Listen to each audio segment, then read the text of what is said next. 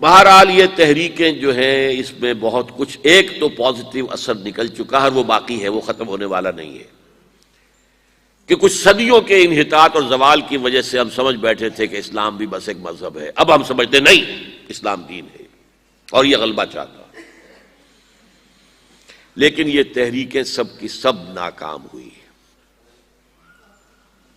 اس کی دو وجوہات ہیں، ویسے میری کتابوں میں تفصیل سے بحثیں ہیں ان پر۔ پہلی وجہ یہ ہے کہ ان تحریکوں نے اسلام اور اس کے نظام پر تو بہت توجہ دی ہے، ایمان پر توجہ نہیں دی۔ اسلام ایک عمارت ہے جس کے نیچے بنیاد ایمان ہے۔ جب تک ایمان قوی نہیں ہوگا، لیونگ تھرابنگ ایمان، برننگ ایمان، ایمان وتھ کنوکشن، اس وقت تک یہ مہم سر نہیں ہو سکتی۔ اور نمبر دو، میتھڈالوجیز انہوں نے جو ہم عصر تحریکیں تھیں ان سے بورو کر لی، کمیونسٹوں سے لے لی، سوشلسٹوں سے لے لی، فاشسٹوں سے لے لی اور گوریلوں سے لے لی۔ یہ ساری جو ہے بوروڈ میتھڈالوجیز ہیں، حالانکہ اس میتھڈالوجی لینی چاہیے تھی سیرت محمد سے صلی اللہ علیہ وسلم۔ ان دو غلطیوں کی وجہ سے یہ ساری تحریکیں ناکام ہو گئی۔ اور اب ہونے والا کیا ہے؟ اب جو ہونے والا ہے، نمبر ایک، فوری طور پر تیسری عالمگیر جنگ جو سر پر کھڑی ہوئی ہے، آرمگیڈون جسے وہ کہتے ہیں بائبل کی اصطلاح میں، اور الملحمۃ الکبریٰ یا الملحمۃ العظمیٰ یہ حدیث کے اندر کہا گیا ہے۔ متفق گردید رائے بو علی بارائے من،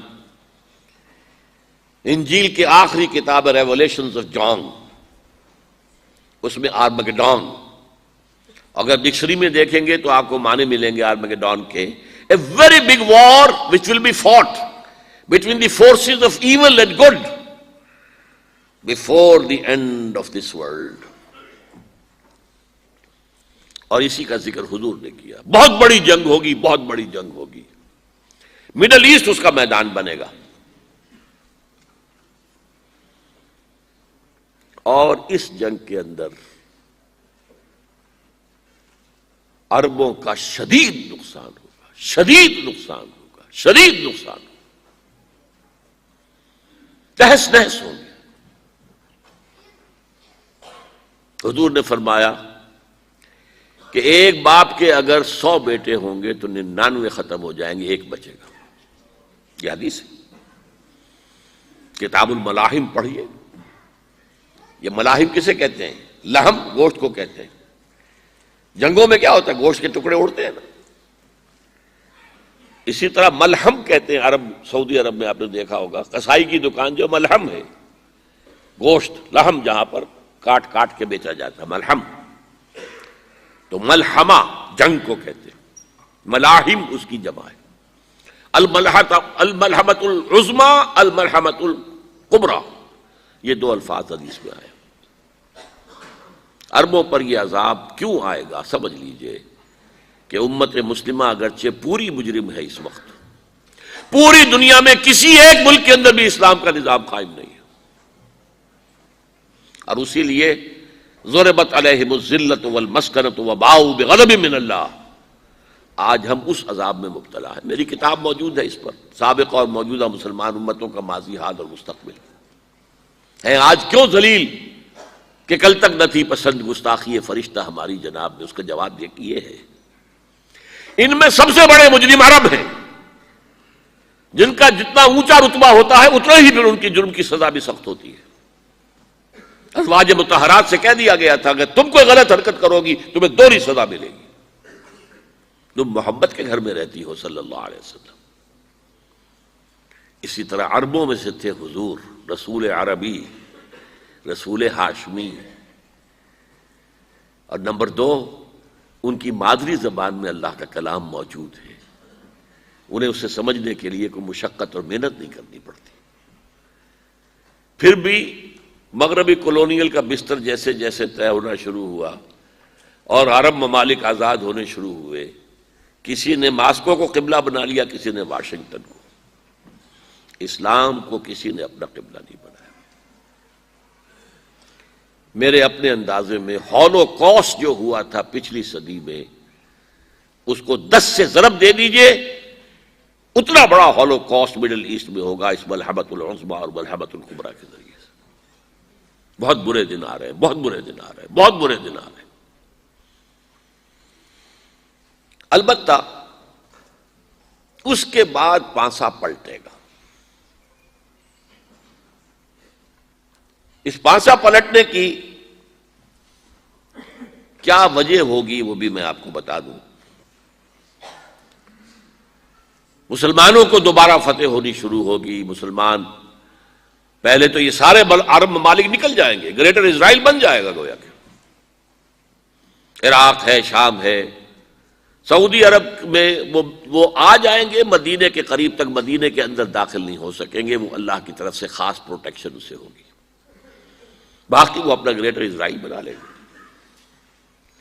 پھر جو ہے there will be a reversal، اور اس ریورسل میں مسلمان دوبارہ ریگین کریں گے اپنے کھوئے ہوئے علاقوں کو۔ اس میں 3 واقعات کو ذہن میں رکھیے۔ پہلی بات وہ جو میں کہہ چکا ہوں کہ کسی نہ کسی ملک میں، کسی عجمی ملک میں، عربوں پر تو عذاب آ جائے گا، آخری عذاب آئے گا، عجمی مسلمان ملک میں، نظری طور پر ایران بھی ہو سکتا ہے، افغانستان، پاکستان، اور کسی درجے میں بھارت، وہاں بھی تو آخر 20 کروڑ مسلمان ہیں۔ لوگ 18 کہہ دیتے ہیں اور وہ 12 بھی کہہ دیتے ہیں کہ 20 یا 25 کروڑ مسلمان بس رہا ہے ہندوستان کے اندر۔